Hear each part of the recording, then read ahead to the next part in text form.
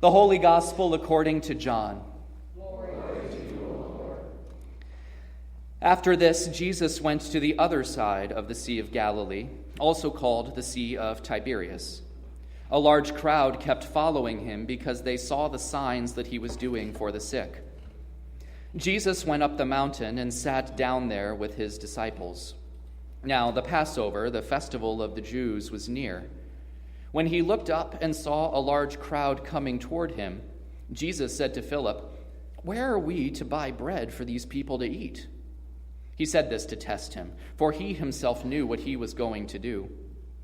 Philip answered him, 6 months' wages would not buy enough bread for each of them to get a little.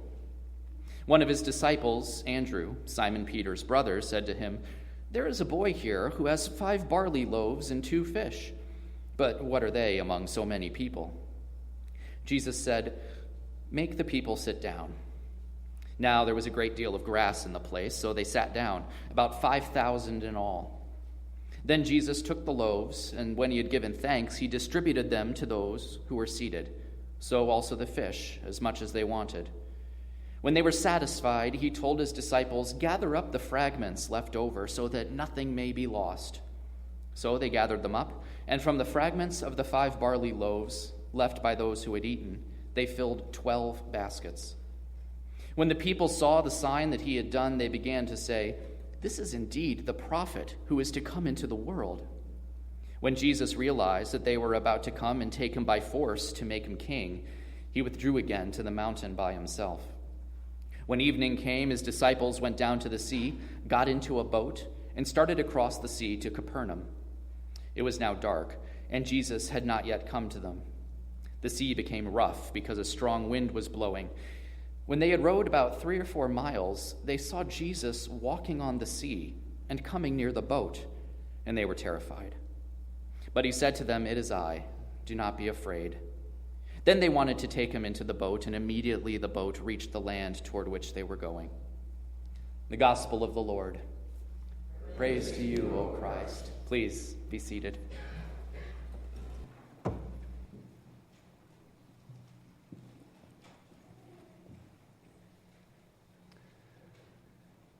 Grace to you and peace from God and our Savior, Jesus Christ. Amen. There's a lot happening in this story. There's a lot happening at once in this story, and I can just imagine how those disciples must have felt. They're wandering around with their friend and their teacher, Jesus, and they find themselves in this plain with all of these people. And immediately they start looking around and seeing and all of the hungry mouths to feed, and they're probably hearing the rumbling bellies reverberating through those hills and through that field.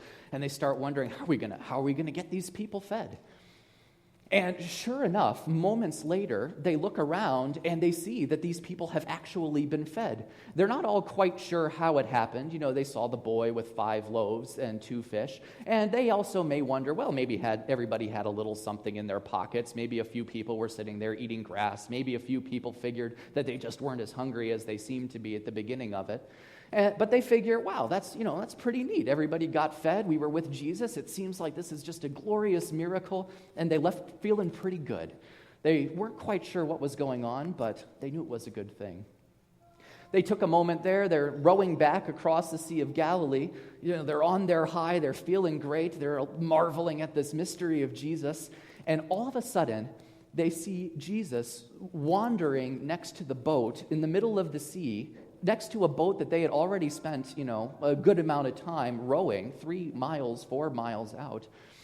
And that was it. They couldn't take it any longer. They're terrified. You can just imagine these guys just sort of yelling at the top of their lungs inside this boat because they're completely overwhelmed. They can't take any more in. They completely shut down. They start saying silly things to Jesus like, "Oh, get in, we'll take you the rest of the way." They have no idea what to say because they can't process anymore. They can't make sense. All of the rules that they know about how the world works have just completely been upended.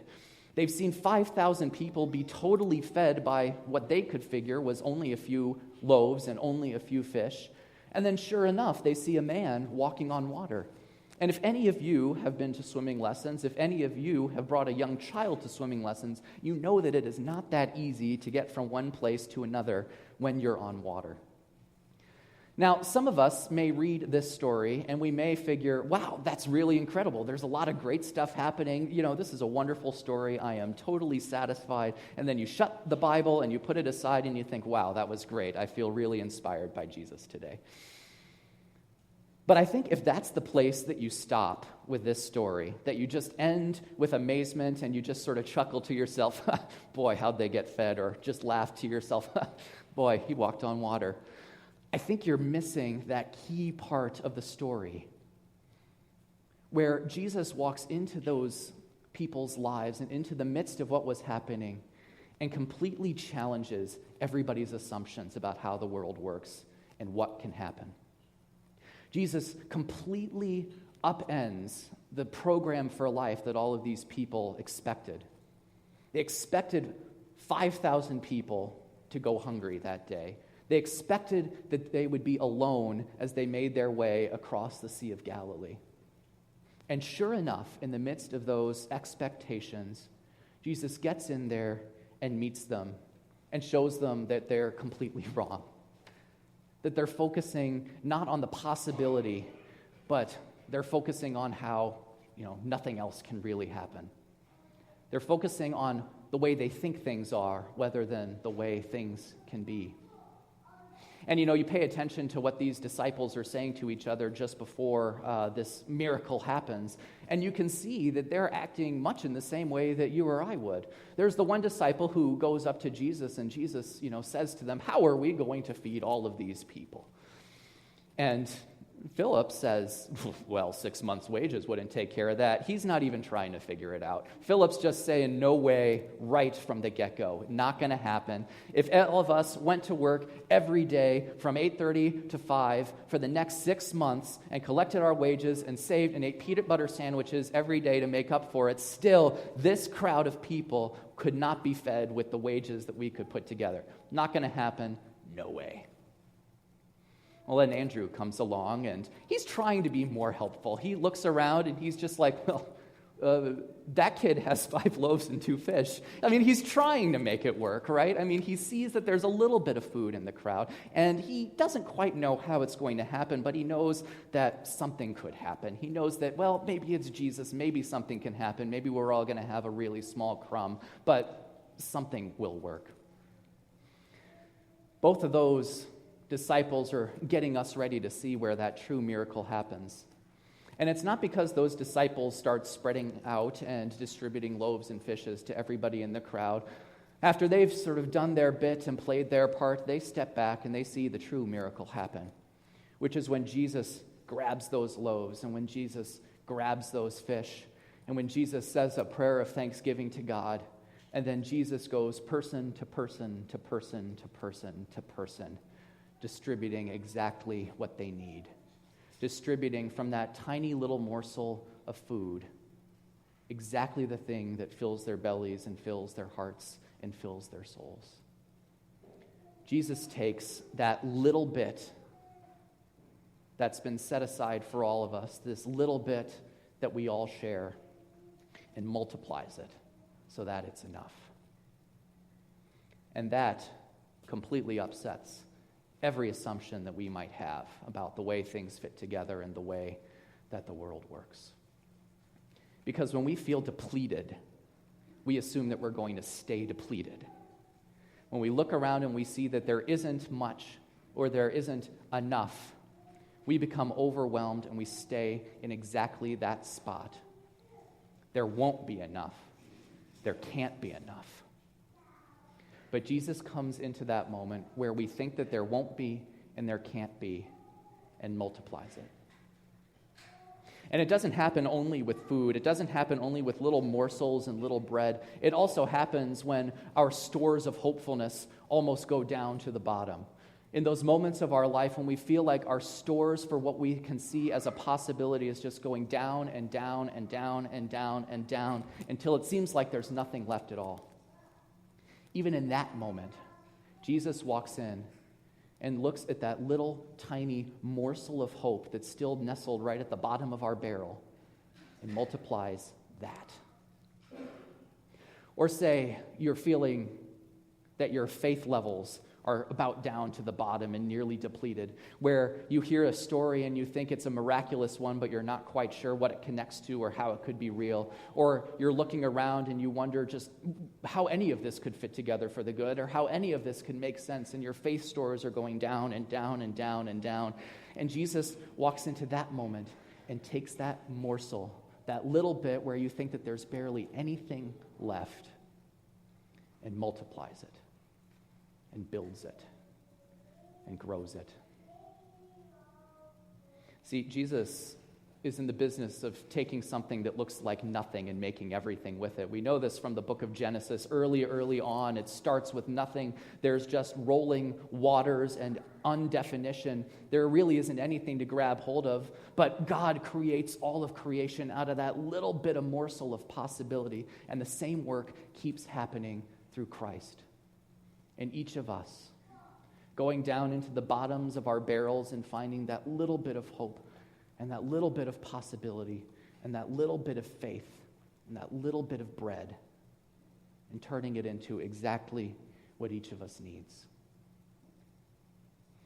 We were at the gathering last week. Me and 6 other adult leaders and 29 high schoolers joined 30,000 other people in the city of Detroit. And the city of Detroit is a place where it feels like there are only 5 loaves and 2 fishes to go around to the 700,000 people who live there. And it's a place where there are only 3 grocery stores, as you and I know them, like 3 Hy-Vees or 3 Fairways. Actually, there are 2 of those, and one of them is and the third one is a Whole Foods, to feed that entire city of people. The rest is all little mom and pop shops here and there, little places, little 7-Elevens where you can get, maybe a jug of milk or maybe a bag of chips or maybe a little soda. But otherwise, you have to go out into the suburbs if you really want to do that big grocery shopping haul that we all love to do.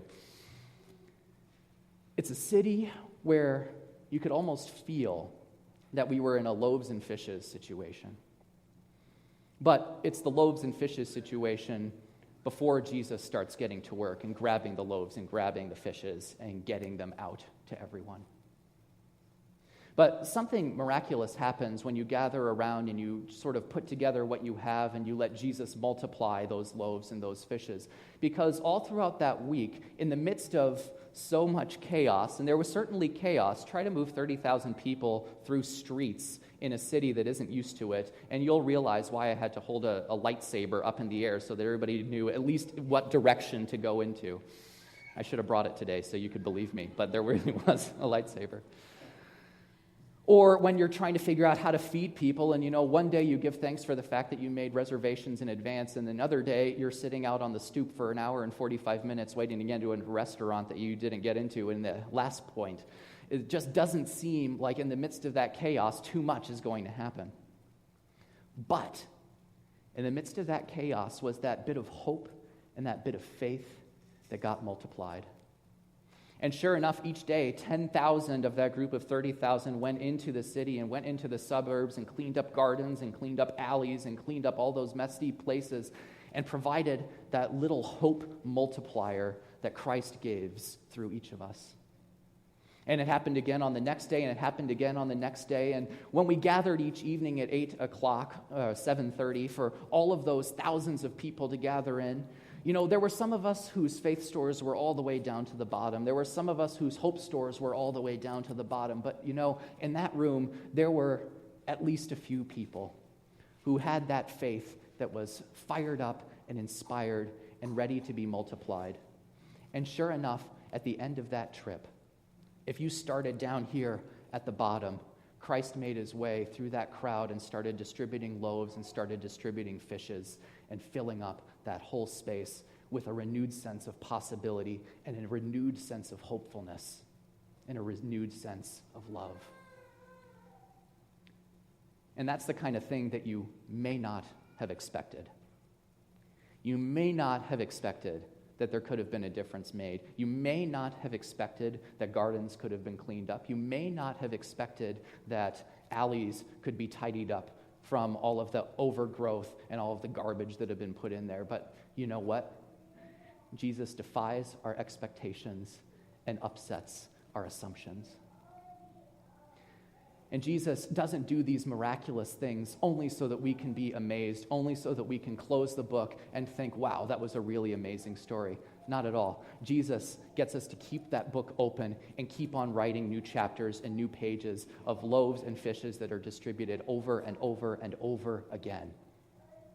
Jesus doesn't stop with just those loaves and fishes, doesn't stop with little morsels here and there. Jesus keeps on multiplying through each of us into this world, into our neighborhoods, into the lives of our friends, into hopeless situations, into faithless situations. Jesus grabs on to whatever Jesus can hold on to and give thanks for and multiply all the more. And that's what this story is about. It's not about being overwhelmed. It's not about being terrified.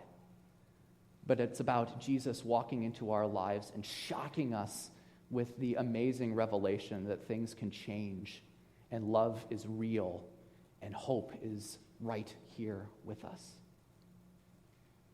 That's the amazing piece of this story, that the little bits of our lives can be multiplied and can be spread all throughout creation and all throughout the world.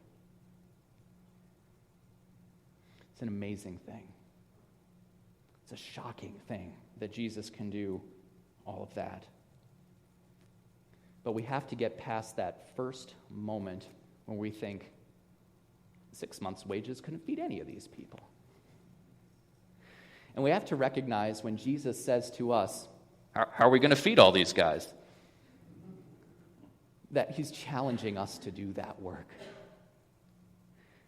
And that Jesus will help us. And Jesus will do it through you and through me and through all of Christ's people. Amen.